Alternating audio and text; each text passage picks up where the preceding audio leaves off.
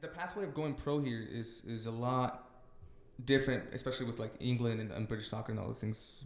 They start from like the very beginning. So you really would recommend like players going to like, you know, in these institutions, D1, D2, D3.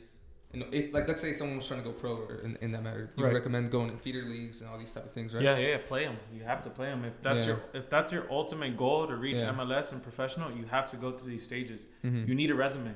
Right. You need a resume. You have to build your resume. It's like, okay, what do you have to prove that you've played at certain levels?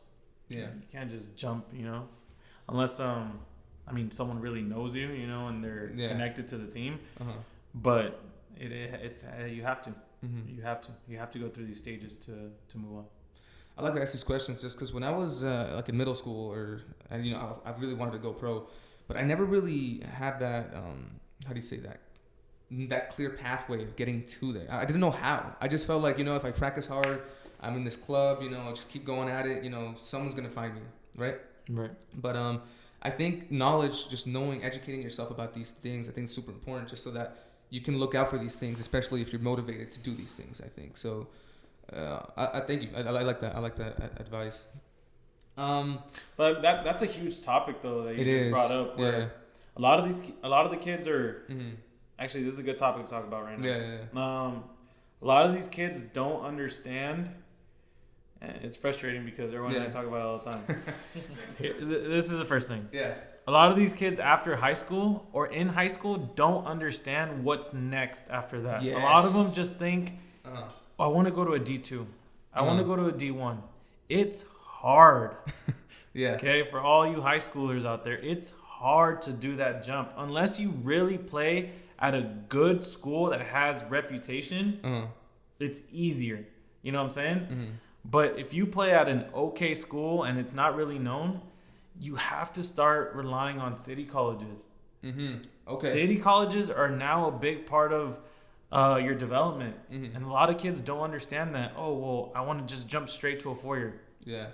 It doesn't work like that. You have to start with maybe a city college level and make your way up, you know? So for all you high schoolers, do your research on city colleges. City colleges are important. And it's you know, you maybe qualify for financial aid. Grades are, the fees are cheaper. Fee waiver. You know, you have to start planning it out. 4 years are expensive. If you have the money, hey, go for it.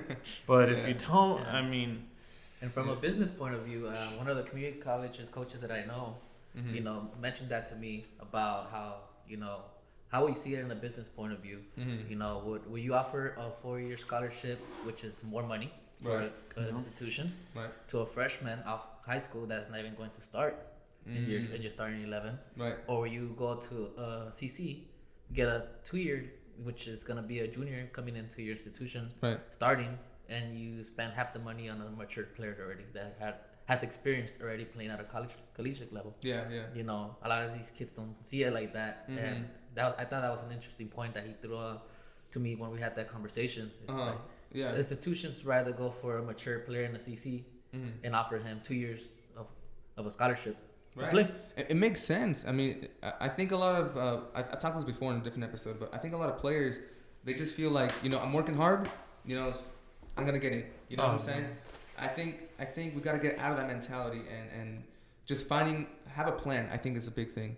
Finding a plan and getting there. Because I wish I would have known this. You know what I'm saying? When I was younger, I wish I would have known this. You know? And I think it's important that parents understand this.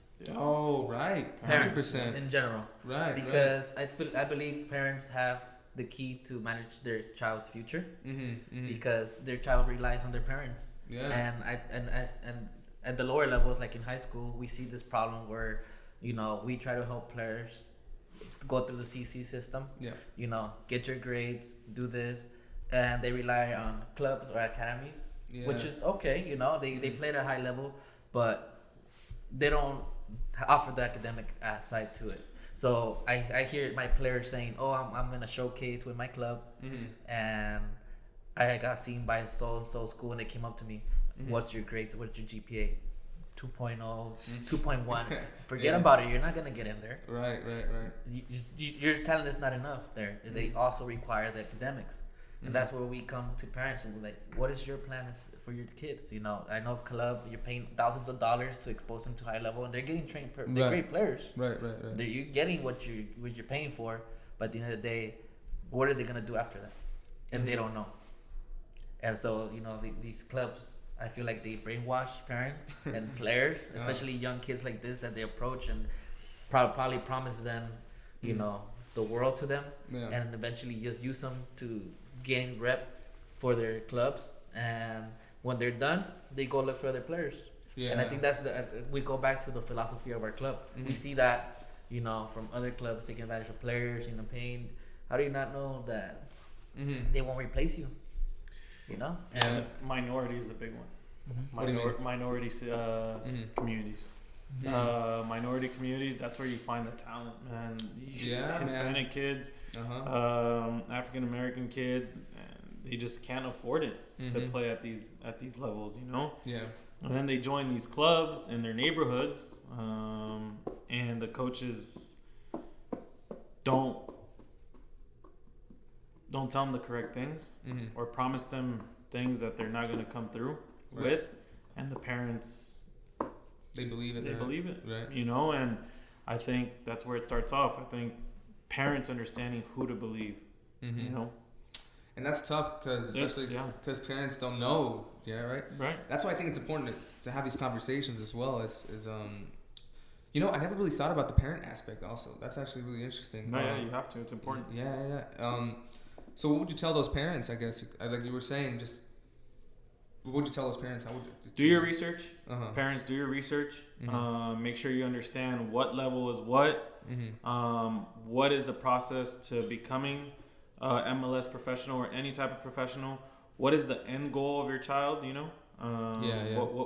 What's their end goal? Like, what do they want to reach? If you really want to reach pro, then you have to start looking at what's going to take you there, you know? And the people around you that are supporting your kid. You know, who's supporting your kid? Who's training your son? Right? And it's not only just, I think a lot of it's like a lot of parents rely on 2 days of practice a week. So what do you think? That's important. 2 days of practice a week. It's like, I think a lot of these players now invest hours, man, like on one-on-one training. One-on-one training, but a lot of like, it's $100 or whatever, $50, whatever people charge. It's not. I mean, people are not gonna do it for free. You know, coaches are. You know, coaches need it's a profession. Right. You have to invest. It's an investment for your son to get better, or daughter. Sorry, we're being a little. It's son or daughter. You know? For both genders, it's like you have to invest time and effort. And in their academics as well. Be involved in school. Right. Be involved with your child. Simple as that. Right. Exactly, man. So. Yeah, parents just have to do their research. Their research as well. That's important. Yeah, and be a little bit realistic as well. Of course. Be realistic about that's a big those one. goals, right? Just be That's what I'm getting off of you guys. No. Yeah, be realistic. Like if your son doesn't really have it, you know. I mean, I'm not saying to crush their dreams, man, because that's definitely not something we want to do. If that's what he wants to do and he's dreaming of, you know, support him. But being realistic plays a big part. You know. You have to enjoy the process. I was telling Erwin or my family too. When I was younger, I wanted to be a cop. You know, I want to get into law enforcement. And then I got into it, and then you start realizing the process of becoming a cop. And it's like, you have to remember this, you have to remember these laws. I said, no, I'm done.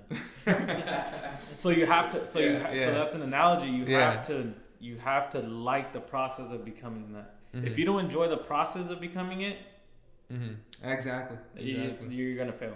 You have to enjoy it. You have to enjoy the process of doing it.